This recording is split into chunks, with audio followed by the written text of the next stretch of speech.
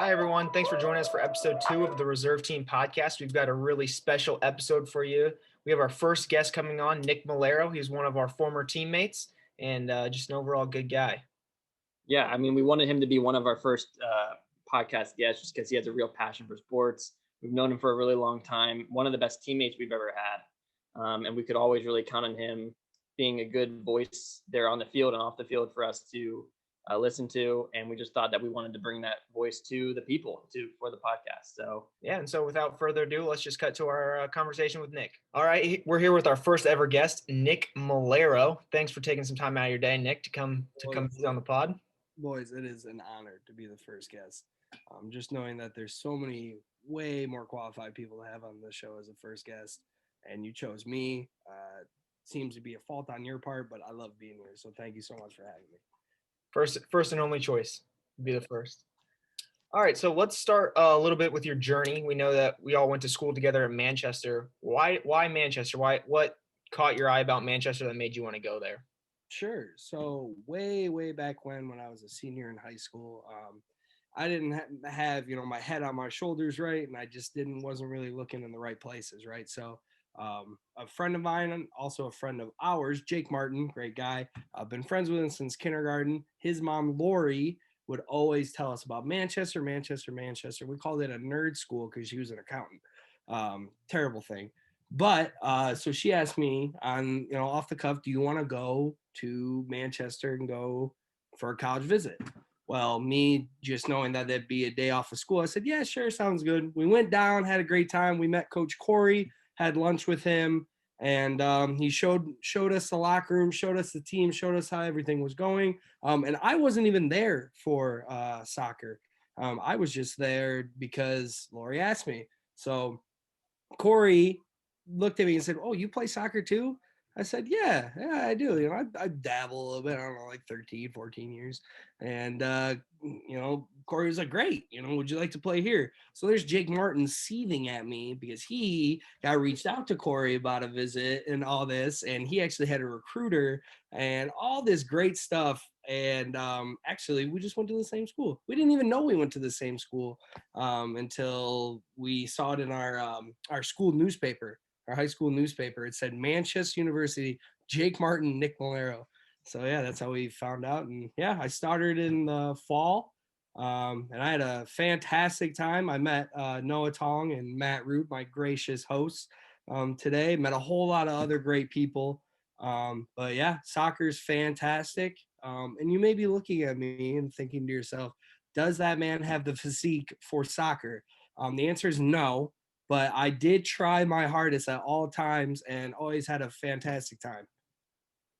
well, and I mean, you talked about Jake, you even roomed with him freshman year. I did room with Jake. That didn't start out how we thought it was going to. Yeah, Jake had someone in his ear whispering, saying, you probably shouldn't room with Nick. He'd probably be a bad influence on you. And so he didn't. He actually came to school and roomed with someone random. And it was a guy named Luca. Luca, I don't know if you'll ever see this, and I hope you do. I hope this blows up as the most popular thing. But Luca wasn't always the easiest to deal with. And I also had a roommate that was very nice, but was very dumb. And he would eat all my food, he'd eat all my chips. So Jake and I actually organized the greatest three-way switch in so I got Blake, my roommate, to room with another guy named JD, but JD had a man named William living with him, and William was awesome because he was nuts. So I got William to move in with Luca without them really knowing what was about to happen, because they didn't know each other. But I was like, you guys will be fine. They're like, okay, sure. They hated each other, not my fault. And I got to room with my kindergarten best friend, and it was a great time. We always had a great time together, never had any problems. And yeah, it was fantastic living with them. Melero already making a stamp on third floor Garver right off the bat. Lord, come on. I mean, those days. Garver is the dorm where we all stayed freshman year, and the best thing I think for us, at least like freshman year, is us all being on the same floor and getting to know one another and kind of hanging out all the time. Are there any other stories that kind of stick out to you that like, man, I'll never forget that one? Oh God. Well, one that sticks out is when we tried to organize the Super Mario Chargers, Strikers Charged game. And someone put a picture of Adrian up and it was like wanted or something. Like, oh, so we had to take that down. And then we put a bunch of Pretty sure that was you. but, oh, come on, Tom, really? And so then What else? Like, come on now. yeah, come on, Tom, come on. What did you say? We're recording. Anyway, so then we put up a whole bunch of other pictures of Alex. I think Alex got upset. And I don't think we ever played. I think Butters played, like Butters, Tong's roommate, fantastic person. But he was just insane at every video game that you had. So yeah, he definitely put a hurt on us. And I think we only played like 2-3 games. We just gave it to Butters because we're like, what's the point? You know, yeah, it was fantastic. I think we've shared a bond too, just from it's called the Reserve Team Podcast. Absolutely. And we had some rumbles on the reserve team together. We did. Yeah, Rip was too elitist for us. You know, he was often not on the reserve team. But I mean, that's my first question is I don't know why this isn't me and Tong's podcast. Because if I remember correctly, I was basically captain of the reserve team. You're gonna have to ask Coach Corey to confirm, but I'm pretty sure I remember he brought me aside lovingly and said, Nick, I know you're gonna be, you know, a player that's gonna be with this team forever. You know, and I want you to be captain. And I said, you know what, Coach Corey, I can't take that responsibility because I'm going to quit soon. But no, I love that. I love that. Anyway, Tong and I, yeah, we did play on the reserve team. I think we played a total of maybe 4 or 5 games in that first season. I was ecstatic to get an offer to be on a team, and it was even better that it was going to be the reserve team. So I personally, I didn't have to try that hard. That's not the point of the reserve team, but I always had the mantra, I'm going to join the soccer team to lose weight and make friends. And all I did was make friends, but it was still a fantastic time overall. I mean, you had the practices where, you know, Tong and I are trying our hardest. And I got to say, both Tong and I, finesse is part of our game, right? So we're pinging perfect back and forth. Perfect. And then we got to widen our hips and we got to pass it you got to open it up to a triangle, right? So we pass it. And then I'm never going to name any names, but people would ping it off their shin, off their toe, and then I would have Coach Beal, love Coach Beal, shout out Coach Beal. I would have Coach Beal look over at me and Tong and be like, Tong, Melero, pick it up. And Tong and I would just look at each other before we were really friends and really, you know, Tong and I throughout our college career would look at each other and the things that we would say through a 1-second glance was more than ever should come out of our mouths. So it was always good that I had that. I also had their relationship with Roop when we went to Spain as well. And also roomies, me and Roop, roomies. Tong never joined, never wanted to, lame. But yeah, absolutely. Tong and I also shared the first hangout session ever that did nothing.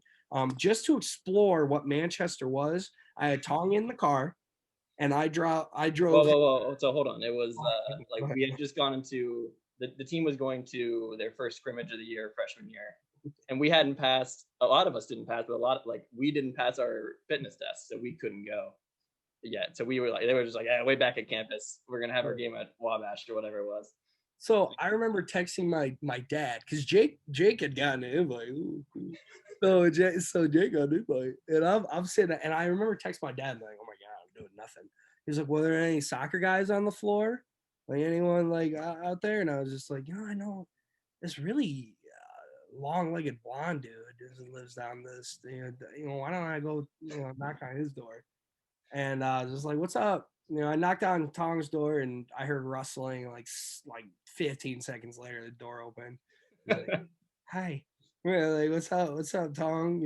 Hi, Noah. Hi, Noah. You want to go? I was Noah, man. Go take a drive. I didn't know what to do. I had no idea what to do. So Tong, looks at his wrist, acting like there's a watch, and was like, I guess I got nothing better to do. Gets in the car. We drove straight for like 20 minutes, and we just turned around and just drove straight again for like 20 minutes. And then we got a text that was like, scrimmage canceled, come back to campus for team bonding. And me and Tong are freaking out because we're like 20 minutes away from campus. And we're like, oh my God, we're going to have to run in the morning. So I did like 90 on Indiana back roads back just to get us there. And all we did was like, I think that's when Gator, we had a dude named Gator. He's awesome. I think that's when we were doing the juggling contest and Gator just like almost smashed the window. Yeah, that's how. I think I led the same day. So yeah, Roop was too good for us on the first team. Literally too good for us. Fantastic player, one of the smartest and strongest defenders I've seen in a minute.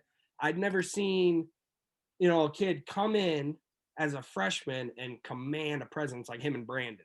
I mean, that was ridiculous, man. I mean, I used to watch that stuff, and Nash too, that dog. I mean, I've really never seen freshmen come in and just be like, okay, this is our, this is us. And a coach to be like, yeah, you throw them in the back. They'll figure it out. I still say, no offense to you two, Nash Walker's got to be my favorite player I've ever watched play soccer. Yeah, so you kind of mentioned that, soccer wasn't a long-term thing for you. You didn't stick with it all 4 years, but I think you still found peace with that soccer wasn't maybe your thing and something that you stuck with, but I think you did it in a manner that a lot of people should emulate if they feel like that's the correct path for them. Can you kind of take us through that process of kind of, stepping away from the team a little bit, not being at practice all the time, and kind of just walk us through that process? Sure. So I knew my role as a player was not what I did on the field half the time. And that just speaks to I was kind of bad. Right. But it was just like I knew that I had to impact the game. I had to impact the team in different ways, and for me, it was I can get this team in great spirits if I want to, right? I can keep the energy high. I'm not always off the cuff and I'm not always, trying to distract people. I like to lock players in. I like to keep it high. I like to yell on the field when I'm out there. So even if I'm not getting the ball, you're still going to hear my voice. In high school, I learned that I talked too much on the field. And by the time which is a shocker, but by the time I got into college, I had finally found the right communication. And I felt like I could direct more on the field than most, which I always, was always great for me. Because if I had a voice, I was going to use it the whole time. And not only did my voice travel to my team, but also suppress sometimes the other team talking, right? And with that, then I'd also become a magnet for aggression from players, and I would love it. That was the other thing that I could do was I could take the attention off some players that would get hit, and I would let them hit me, and I'd love it, and I would talk a little bit. I'm sure we'll get into the talk later, but stepping away from that, I saw the writing on the wall. Unless I made a major transformation, I wasn't going to realistically play. He had his center, Coach Corey had his center midfielders. It's not like anytime you walk into a high school to recruit some kids, there's not a stellar center midfielder, right? I had to play the game a different way, and that type of play wasn't what was happening at the school I'm going to.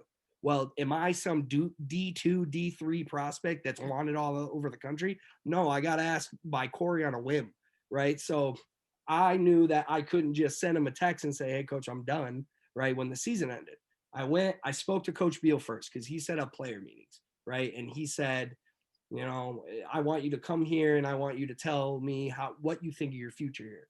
I just straight up told him, I don't think I'm going to be playing in the next 3 years. I don't think I'm going to be playing this season.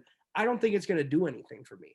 I was already burnt out on soccer. Not that I didn't love soccer, but I just love being a part of a team, right? So that was really, and Coach Beal said, you know what, I appreciate that. I respect that. That was a great thing hearing from a coach, that they respected your decision and they weren't going to do anything different to try to sway that. Of course, he acknowledged what I did for the team, but he said, there's no reason you can't do that from the sideline as well, because that's where I already was. So it didn't really matter.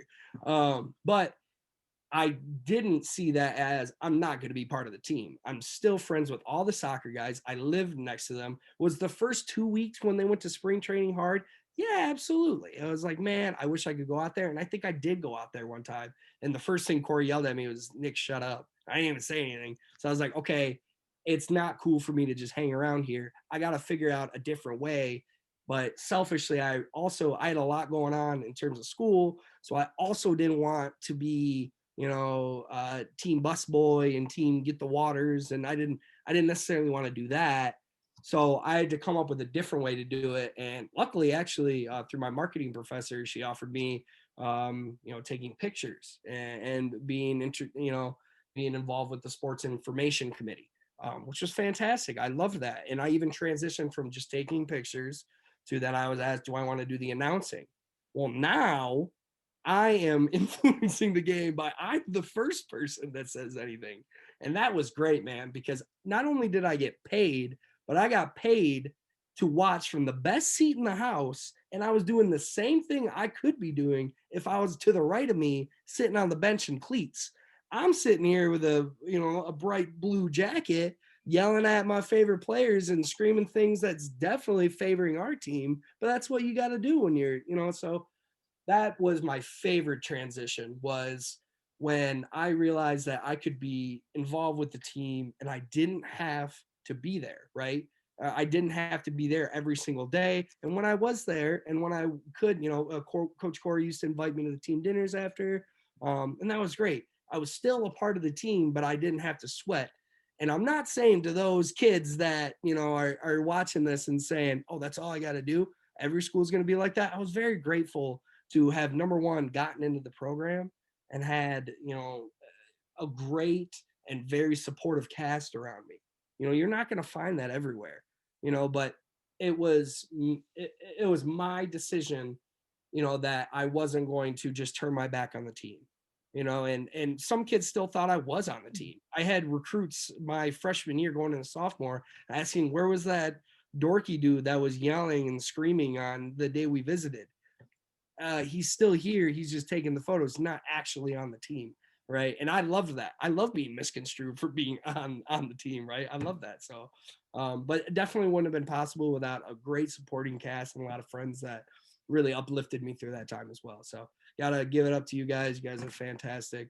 Love my Garber 3, third floor guys, and we'll always cherish those memories we all had together as well. So what would you tell someone who maybe isn't enjoying it anymore and they're thinking about maybe quitting or going down that path? I know a lot of times people sometimes get like, oh, I'm an athlete. I play soccer. I play football. I play basketball. That's my identity. And maybe you're not enjoying it anymore, or you have like a different passion. Like, what would you tell those people? Like, this is the criteria that I went through to decide, hey, I don't want to play anymore. Maybe. So, number one, it's hard to see the writing on the wall, right? But when you look at it and you really stare at it, you got to figure it out. Is this worth my time? Now, are you a player that is consistently playing well, but not at the fitness level to get more playing time? Stay with it, right? Absolutely stay with it. Focus on your nutrition, focus on who you are, and focus on, your fitness as a whole. Because in the game of soccer, that's the biggest thing, right? Is figuring out, can I play 90 minutes or not? Because realistically, that's what you want to do. You want to play the entire time. And if you're getting upset that you're getting pulled off for 20 after 25, 30 minutes, there's two things happening. One, you're not working hard enough, or two, you're in a position where other guys are also jostling for that spot. So I had, Nash Walker playing left back, right? He played left back, I remember, right? And he was playing a whole 90 minutes. Well, there's two reasons why. Number one, he's insane. And number two, his fitness level is insane. So at the collegiate level, you got to read the wall and say, can I get on that fitness level? Because it's a whole nother level, right? At high school, you got kids like me that just on the team because having a great time. They get to college and they're saying, oh my gosh, these kids are running circles around me. So you got to look at the writing on the wall, right? And say, is this for me? Is it giving me the discipline? Is it giving me the education opportunities? Are you at the school because of it solely, right? Because some kids are. That's why they're there, right? But if you're looking at it as, I'm not getting my work done, I'm not enjoying this, I'm not right. If it's not fitting the pieces, You have 4 years at school. Don't spend 4 years in a sport that you're not going to enjoy, that you're not enjoying, that you're only doing it from pressures from outside forces. I understand if you're at a school where you're the top dog and this team may suffer if you step down. But you got to take a personal inventory in yourself that the rest of your life is after. Brandon Renninger, one of the greatest defenders I've seen ever, just a mind reader, he stepped away from the game his senior year so he could focus on school. And there's absolutely nothing wrong with that. Now, did it seem like, did our stomachs hurt really bad when we heard that? Absolutely. Because that's one less guy that teams are figuring out, having to figure out how do we go through him. He's gone on personal terms, right? He's gone. So what do you do now was the biggest thing. Now, Brandon did that, and Coach Corey had to take it for what it was. You're stepping away from the game to focus on yourself, focus on academics, focus on a lot of things that you're not able to when you're this relied on this team. So that's the other thing, is that it can be a very difficult situation, like for Brandon, and it can be a more simple situation, like for me. It's different on your situation. That's the other thing you got to look at, is what's it doing for me? How's my life going to change after? I remember in high school, I quit the swim team because I just didn't want to do it anymore. I was like, I'm tired all the time, blah, blah, blah, very lazy thinking. And then it turned out that I was bored when I didn't have that time. I wasn't doing anything after school. I wasn't doing anything meaningful. So I said, well, why not? Why don't I just get back in the pool? And I ended up swimming all throughout the rest of my high school career. I mean, it may not look like it, but it happened. So, but regardless, you have to really take a very personal inventory on where you want to be after school, whether you're in high school, college, whether you're in middle school, whether you're in elementary school. You got to figure it out, right? And I mean, I'm not saying you got to be 6 years old and understanding it, but at that point, just have as much fun as you can. Because when you get to our level, you start getting achy. Kids are better than you. Kids are meaner. They'll just start cleating you, hurting you, and calling you names. And you got to figure out, is my 15 minutes on the field that I got, and all I did was kick turf, fall over, and 2 goals got in because I wasn't on my man. Read the writing on the wall. You're not really doing much, and you're not really doing much to improve. So all I'd have to say is you have to take an in-depth look on what will my life change to when I take it away, and how could my life be better and worse if it was still there, right? For me, I got to do a lot more things after I removed that from me, and I was still able to be involved. So I would, if you are thinking about quitting, talk to your parents, talk to your coach, talk to as many people first, and don't let it just sit up here and then you make a panic decision and look back and say, I just lost my roster spot because I made a panic decision. Now I'm sitting on the bench unhappy again. That's not where you want to be. So take it into consideration, and life will go on regardless. And I think that last thing you mentioned is something important, is to talk it out with other people. I think a lot of times you can get stuck in your own head. And I think the way you handled it speaks volume about who you are as a person. You can self-evaluate very well, and you know where you stand. And I think it also speaks a lot to, the coaching staff at Manchester, how supportive they were. I mean, you told Coach Beal that you were thinking about quitting, and his response wasn't, hey, you shouldn't quit. It was, here's what you do for the team. He gave you reasons to stay. And then you said, well, those reasons don't really benefit, they don't outweigh what I'm thinking. And then you kind of took your own route. And I think that speaks volume on both parties. Right. And Coach Corey also, I approached him as well. And I believe he had already talked to Coach Beal before, because he said, I told him, and he said, okay, that's great. And then he made me sign the sticky note that said #1 fan. And I was like, that's fine. Very patronizing, coach, but thank you. Thank you very much. Signed it off. And I mean, we were good after that. Coach Corey and I also had a fantastic relationship after quitting. That's another great thing, is that even if you quit, it also depends on how you burn the bridge, right? If you send him a text and blow up his phone saying, this program is horrible, I didn't get any playing time, you didn't do anything to help me. #1, you weren't trying. And #2, you're taking the easy way out and not looking the person in the face and talking things out. So because I handled it the way that I did, I was still able to play basketball all the time with Coach Corey, to come to the bench and dap everyone up before the game and lock everyone in. I was able to announce at games. That's the other thing. Coach Corey would not let me announce at games if I would have gone out on a tyrant before. Then he's going to say, what's he going to say over the mic? Right? So that was the other thing, is the way you conduct yourself speaks volumes. And it speaks even more volumes at a small school like Manchester, right? You might be able to quit the team in a fiery rage at Duke University and leave unscathed. You know what I mean? But the value of my relationship to Coach Corey is much higher than it could be if I didn't have it at all.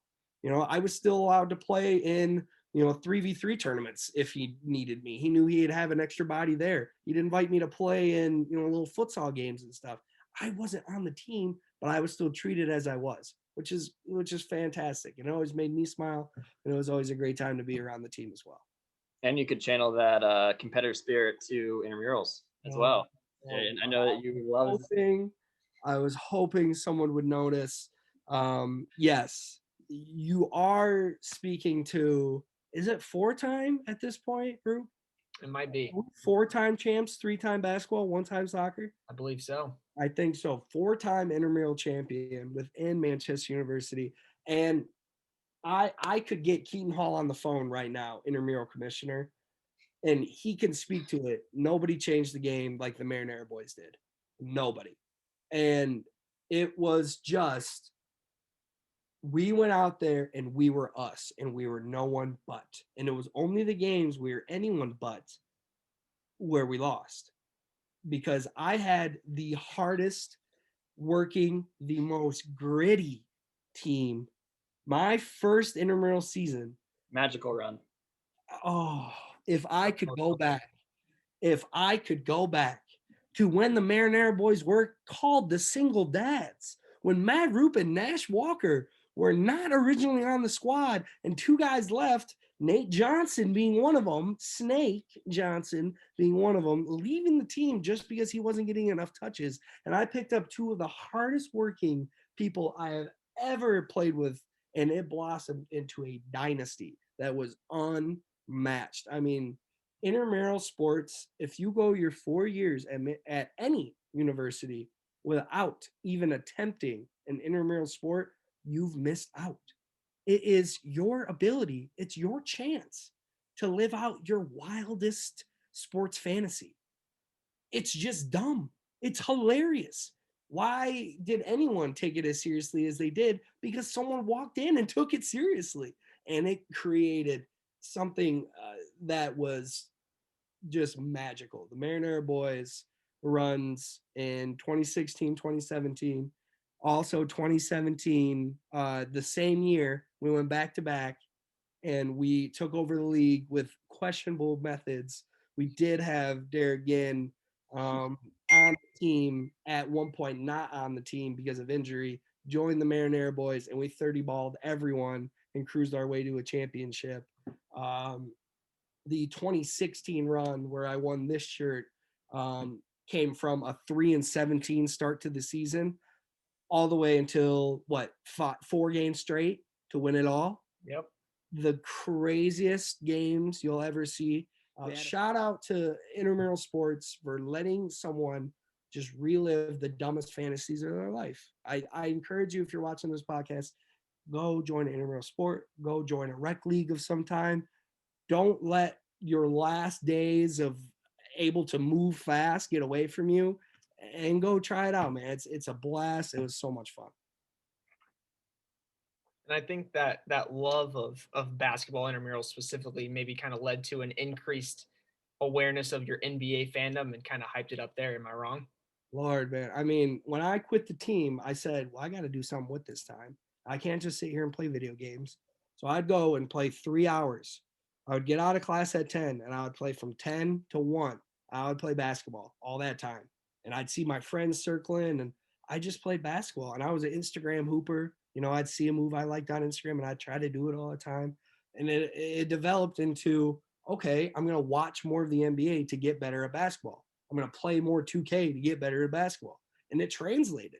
right? So I would love to watch, my favorite player, Damian Lillard, just quick moves, and when they expect it less, drop it back and let it fly. That's all that mattered. I love Draymond Green. Tenacious defense. Will get in your face. Will spit in your face. Will say horrible things to you, but still come out with a dub, just clapping in their face. That's what I embodied. I loved it. I even tried to perfect Kevin Durant's shot for 2 weeks. My shot got really, really nice, but then I realized I'm not a Kevin Durant hooper. I don't hoop like Kevin Durant. A 6'2" guy got on me, and I couldn't get the ball over from that high release. So I had to change it again. So my love for the NBA exploded after I got more time to hone in that, oh my God, I love this so much, right? And that exploded even more when I had friends like Roop, and I had friends like Tong, and I had friends, Max Bigger, Alex Bigger, all the guys that just paid attention to the league, right? And just I could go up to them and say, you see Giannis last night, someone's gonna be, oh my God, 30 points, oh my God, just 20 rebounds. And I could just nerd out for a second because that's what you do, right? But we're all in the sports management realm that we got into it even more, right? We started analyzing the contracts. We started analyzing,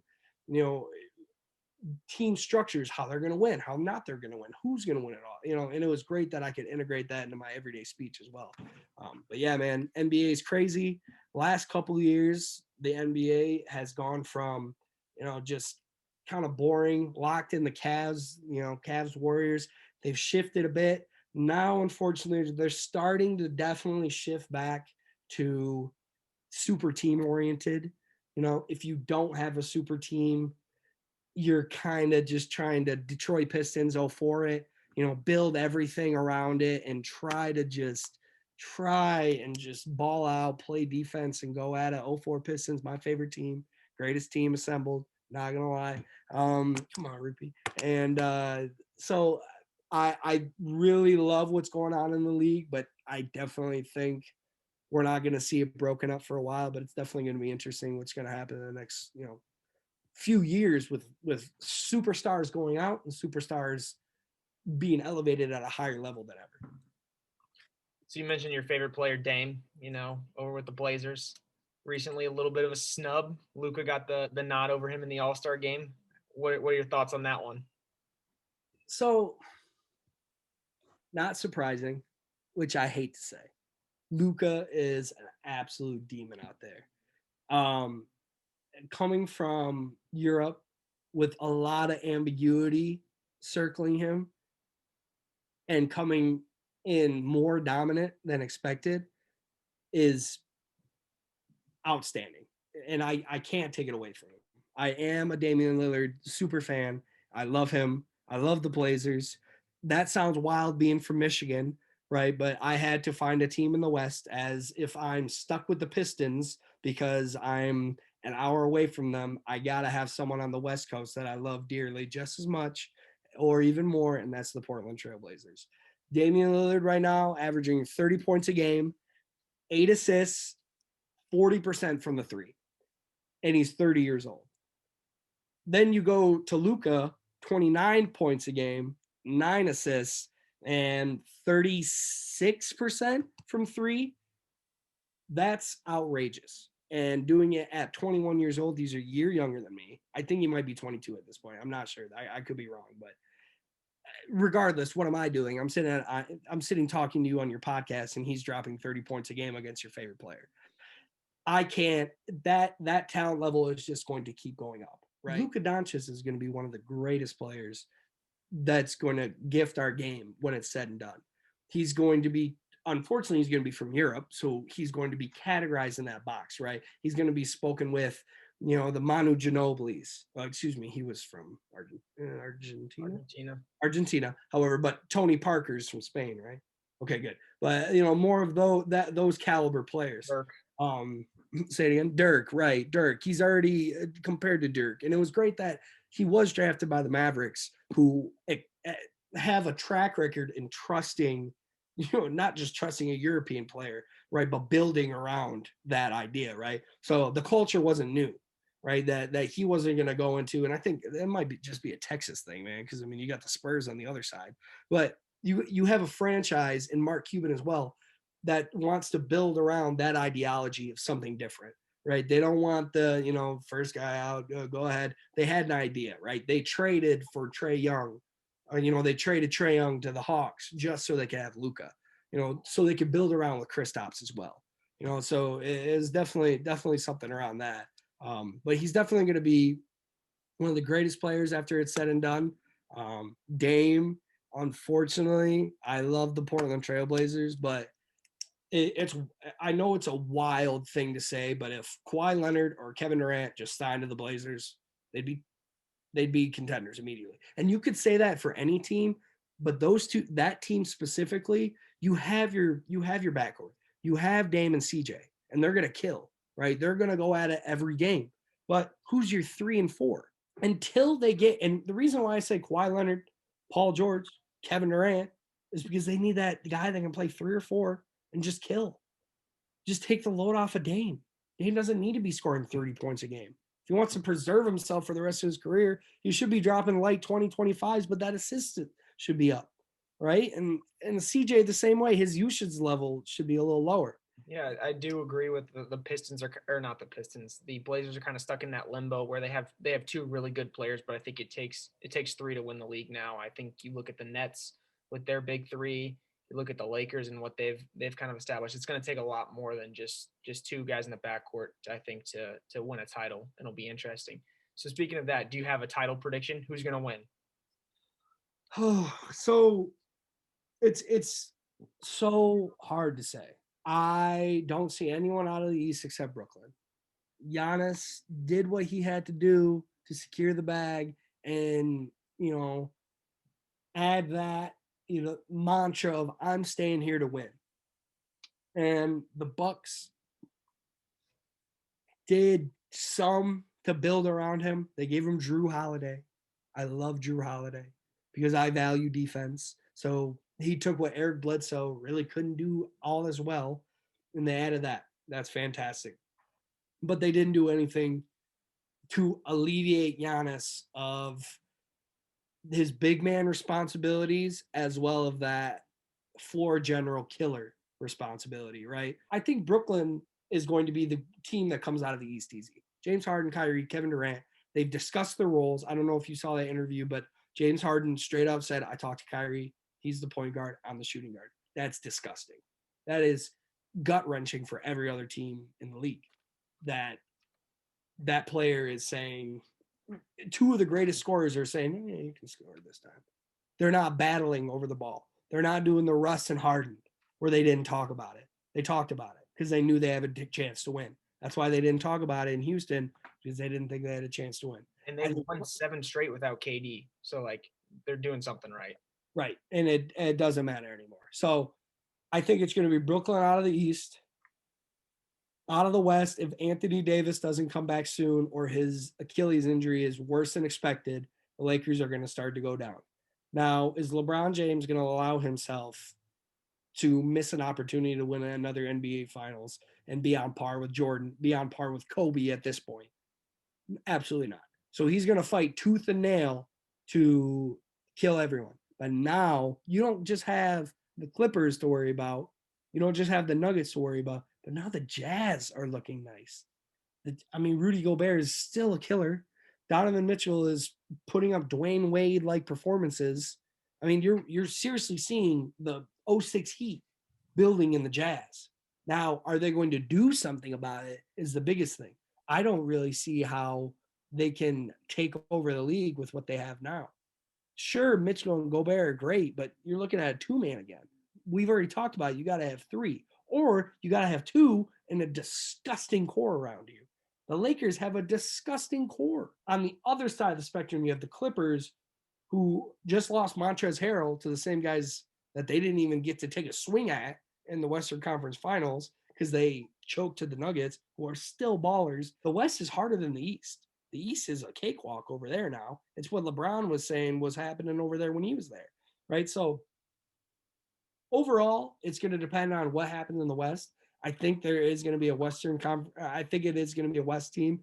If I had to put my vote right now, it would be the Lakers again. So who's your starting 5 then? You could pick anybody in the league. 2 is James Harden. Okay. What about Zach LaVine? Dude's balling out. All right, come on, Chicago. Come on. I gotta throw a plug in. I agree. I was gonna ask you how your Bulls are doing. We'll get that. How many of the Ball brothers are in? 0. Melo. I'm having a trouble with one between Kyrie, Dame, and Steph, and that's a toss up because they all impact the game in different ways. I'm gonna have to say Steph right now because he's hooping so hard for the Warriors because Clay's out. I would have to say Steph, Harden, KD, LeBron, Giannis. That's it. Fine. That's fine. I'll make Giannis play center. D Wade and LeBron almost came to play with D Rose. Yeah. After his MVP season. That would have been crazy. That would have been insane. Do you think how many do they win if they go, if everybody's healthy? Everybody's healthy. I mean, they at least match what the Heat did, right? At least. Tom, your favorite NBA basketball player of all time? I mean, it's got to be. Cannot be Cody Zeller. Cannot be Frank Kaminsky. Okay, I wouldn't say Zeller. That's ridiculous. Come on. I would say Sam Decker next, if anything. So I think our last question to kind of wrap it up before we let you go is, if you could go back in time to one sporting event, which one would you choose, and kind of walk us through why you would go there? Gotta be when I was in kindergarten. No, younger. I gotta be in the stands during the Malice of the Palace. Wow. I have to be. Are you kidding me? If there's any peak, just trash talk moment to the point where Ron Artest is charging into the stands, beating people, I gotta be there. I would like to be punched by Ron Artest. I would love that. That's gotta be it, because I loved the rivalry between the Pistons and the Pacers, right? A border apart and just duking it out. The famous Tayshaun Prince, what a block from half court, blocking Reggie Miller because he's garbage and will always be under the Pistons. Right? That's what he did, right? I gotta go back to that moment. I gotta know what was said to Ron Artest, right? Because you got players now charging the stands. Like when Isaiah Thomas said, a guy said, "Sorry, I just wanted a Frosty," after calling him. Right? It's terrible, right? But it's not that bad. Someone had to say something really, really bad to Ron Artest to make him jump over chairs. People grabbing onto him to stop, and he's still charging into the stands.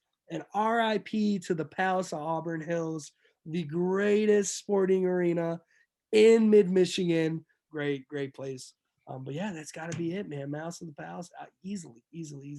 So that answer doesn't surprise me at all, considering you started your own version of the Malice of the Palace during intramurals one night.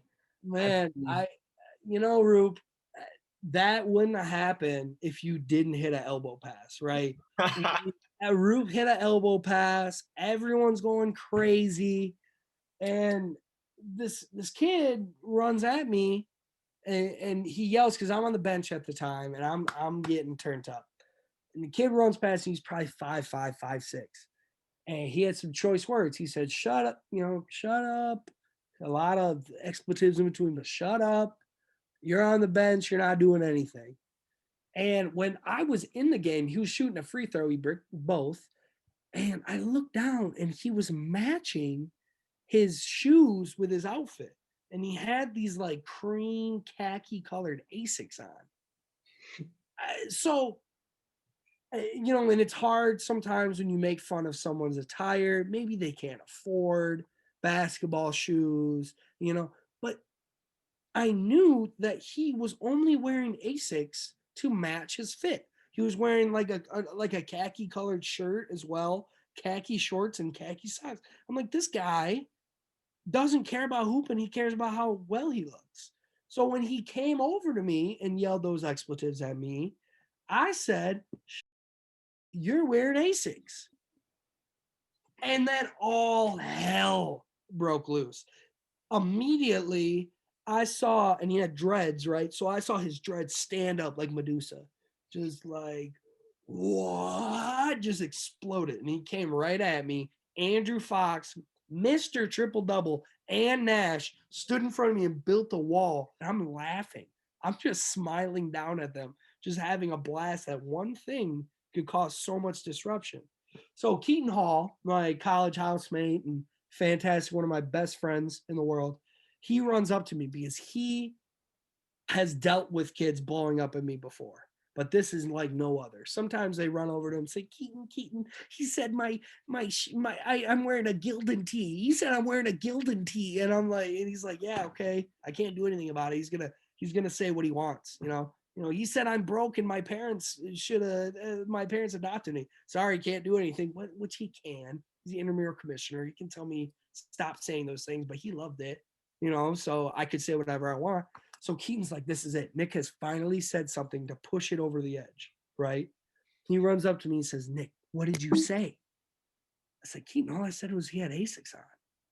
So then Keaton immediately goes, ah! So Keaton runs over to the referee. So like, what'd he say? What'd he say? What'd he say?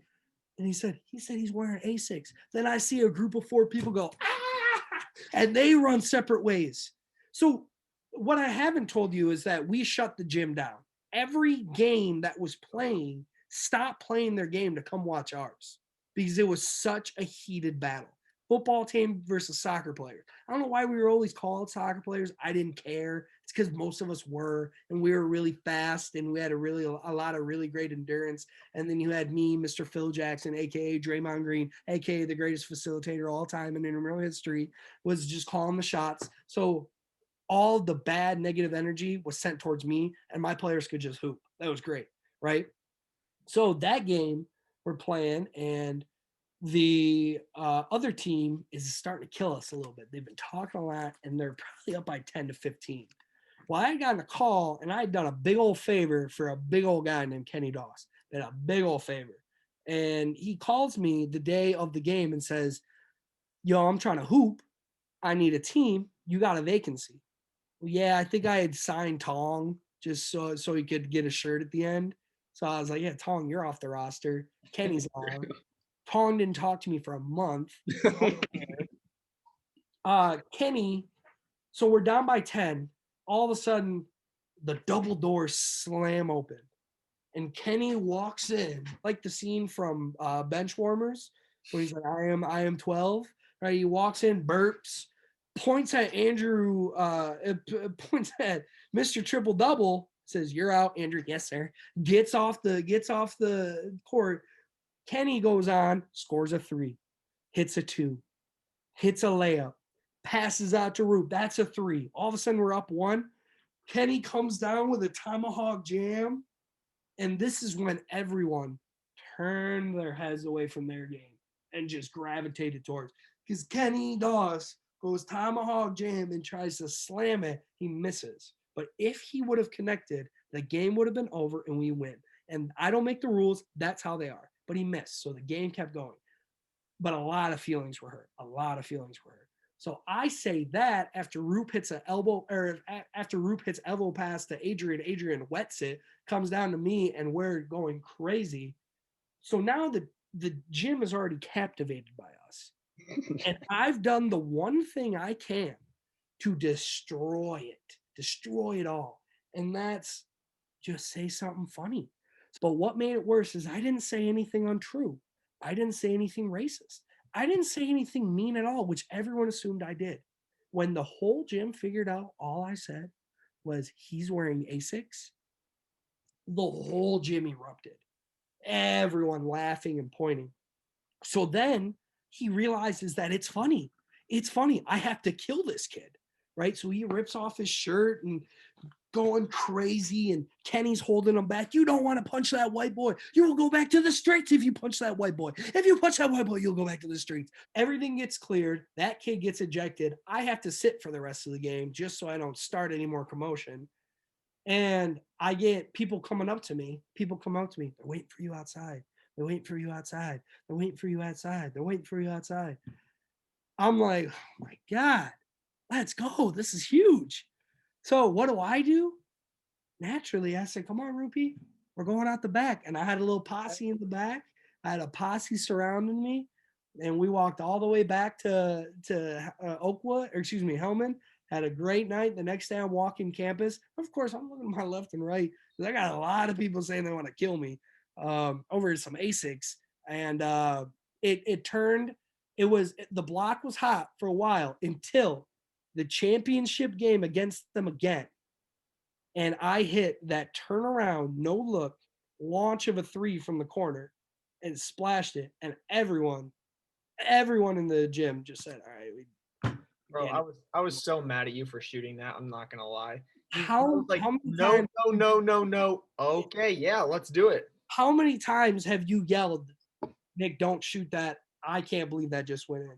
Do we remember the T-Mac game when Noah Wide hit a 3-pointer against the greatest team that was assembled, apparently, and we beat them on a buzzer beater? Or do we want to go over the time you switched teams, you snaked us, went and played on the intramural white team, and you came at me for 30 minutes and exposed my fitness level? They didn't have enough guys. I mean, I got to make it competitive. Rube came after me. I think you blocked a shot of mine. I think that's when I realized I might have had to hang it up. I was getting washed, but that's all right, man. I'll still hoop on you. Anytime you want to come up to Michigan, I will give you 45.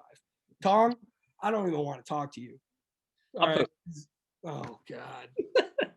Tong. I gotta say, some of my favorite moments were seeing Noah Tong come down to the gym in PJs, not caring. Some of my favorite moments are seeing Tong in PJs. Fantastic. Tong would anytime he doesn't have to wear khakis, he'll just wear where's the oh my God, why can't I think of it? Arctic Freeze. Is that what it's called? The Nathan for you thingy. Yeah. That jacket, just with a King's Hammer shirt, and then PJ pants and the same Nikes, just standing there, just chilling, until anyone interacts with us. Fine. Yeah. Thank you so much for having me, you guys. I gotta throw out a couple shout outs. Shout out to Dr. Kong. Shout out to Dr. Sung Kong, teaching me everything I have. Shout out to Corey Brueggemann. I will give you 45 next time we hoop. I promise. Corey has never walked away from a 2-on-2 game with me without having at least 5 bruises. Also, shout out to Matt Roop and Noah Tong. Very happy and very proud of them for starting this podcast. Really excited to be the first guest. Probably talked way too much. Tell guests next time don't talk as much as me. But love you both. Thank you so much for having me. Yeah, thanks for giving us your time, Nick. Of course. Love you guys. I'll see you. Love, man. Thanks for listening to episode 2 of our podcast with Nick Melero. I hope you'll join us next week. We've got another very special guest coming on. Get it to Roop, aka Kirk Heinrich, and just oh my God, Roop, just trigger, man. I've never seen so many deep threes. Remember you and that used car salesman went back and forth? Yeah. Just 3 after 3 after 3.